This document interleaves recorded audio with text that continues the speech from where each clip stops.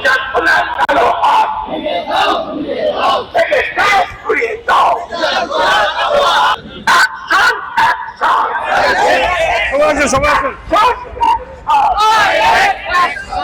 এই ষড়যন্ত্রকারীদের হাত থেকে আমাকে, আমার পরিবারকে, প্রিন্ট ভাইদেরকে বলছি, আপনারা আমাকে রক্ষা করুন। এই মিজানুর রহমান মোল্লাকে গ্রেফতার করে আমার কাছে চাঁদাবাজির সমস্ত ডকুমেন্টস আছে।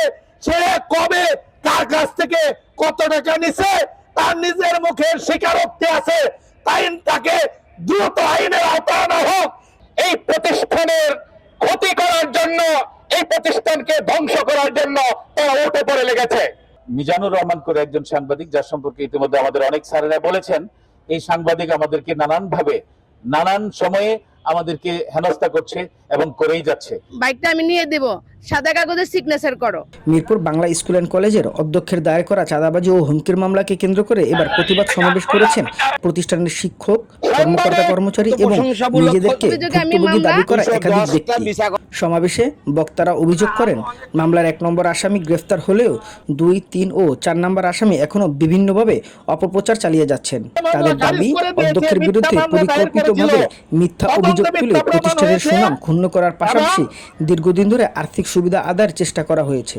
মামলার এজাহার সূত্রে জানা যায়, মিরপুর বাংলা স্কুল অ্যান্ড কলেজের অধ্যক্ষ মোহাম্মদ মোস্তফা কামাল খোসনবিশ পল্লবী থানায় দায়ের করা অভিযোগে 4 জনের নাম উল্লেখ করে চাঁদা দাবি, ভয়ভীতি প্রদর্শন, মিথ্যা মামলার হুমকি এবং হয়রানির অভিযোগ এনেছেন। অভিযোগে বলা হয়েছে, প্রথমে 7 লাখ টাকা দাবি করা হয় এবং এজাহারে আরও উল্লেখ করা হয়েছে পরবর্তীতে আরও 15 লক্ষ টাকা চাঁদা দাবি করা হয়। প্রতিবাদ সমাবেশে বক্তব্য দেওয়া শিক্ষক ও ভুক্তভোগীরা বলেন, শিক্ষা প্রতিষ্ঠানের পরিবেশ নষ্ট করে ব্যক্তি স্বার্থ হাসিলের অপচেষ্টা কোনোভাবেই মেনে নেওয়া যায় না। আজকে মিজান মোল্লার নামে কথিত সাংবাদিক মানুষ নামের কলঙ্ক, মানুষ নামের কলঙ্কিত জানোয়ার, সেই প্রতিষ্ঠানটিকে নিয়ে ছিনিমিনি খেলবে। আজকের পর থেকে তা আমরা আর কখনো হতে দেব না ইনশাআল্লাহ। পরিশেষে বলে দিতে চাই, আজকের পর থেকে যদি তার বিরুদ্ধে আইনানুগ ব্যবস্থা না নেওয়া হয়, তাকে যদি জেলখানায় বন্দী করা না হয়, তাহলে আমরা এই মিরপুর বাংলা স্কুলের শত শত শিক্ষক, কর্মচারী, ছাত্র ছাত্রী, হাজার হাজার অভিভাবক দায়িত্বহীন ভাষায় বলে দিতে চাই, শক্ত থেকে শক্ত, কঠিন থেকে কঠিনতর কর্মসূচি দিব আমরা।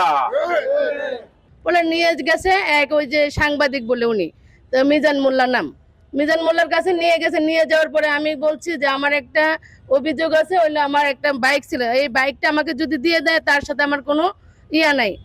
তারপরে সে বাইকে কই দিয়ে বাইকটা আমি নিয়ে দেব, সাদা কাগজে সিগনেচার করো। এই কি কি লেখছে, শিক্ষকের নামে কি কি লেখছে তা তো আমি জানি না, আমি পড়তে জানি না, আমি অশিক্ষিত একটা মেয়ে। তার বিরুদ্ধে দ্রুত আইনগত ব্যবস্থা গ্রহণের দাবি জানান বক্তারা। সমাবেশ থেকে বক্তারা আইন শৃঙ্খলা বাহিনীর প্রতি আহ্বান জানিয়ে বলেন, মামলায় নাম থাকা পলাতক আসামিদের দ্রুত গ্রেফতার করে নিরপেক্ষ তদন্তের মাধ্যমে প্রকৃত ঘটনা উদ্ঘাটন করতে হবে। একই সঙ্গে শিক্ষা প্রতিষ্ঠানের স্বাভাবিক পরিবেশ ও সুনাম রক্ষায় প্রশাসনের কার্যকর পদক্ষেপ কামনা করেন তারা।